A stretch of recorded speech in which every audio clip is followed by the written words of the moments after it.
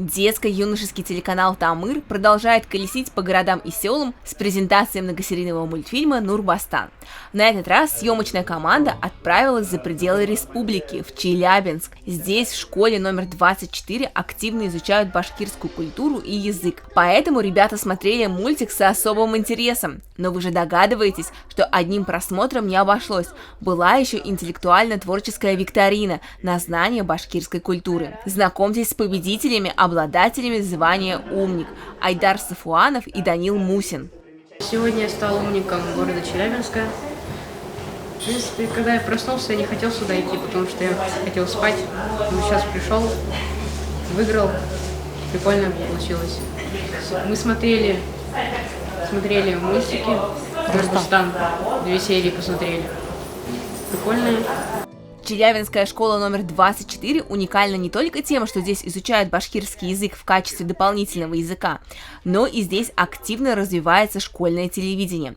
С 2007 года в стенах школы базируется молодежный информационно-телевизионный центр. И ребята оттуда, конечно же, сняли сюжет о визите съемочной группы телеканала «Тамыр». Они презентуют сегодня свой первый башкирский анимационный сериал. Давайте посмотрим. Стать корреспондентом может каждый ученик школы. Главное желание и гениальные идеи в голове по созданию авторских передач. С родителями можно обо всем поговорить, поделиться сокровенным, получить совет. Сейчас у ребят в регулярной сетке вещания несколько больших проектов и множество мелких. Они работают в жанре ток-шоу, интервью и, конечно же, делают новости. Наши коллеги. В телестудии я работаю как корреспондентом, так и ведущей. Изначально я была ведущей рубрики «А вы знали?». Вела я ее около года Нет, даже больше 2 лет я ее вела. Рубрика «А вы знали?» – это, по сути, рубрика интересных фактов. Во время пандемии мы полностью снимали сами, приходили, например, ко мне домой и создавали вид, писали текст и сами снимали.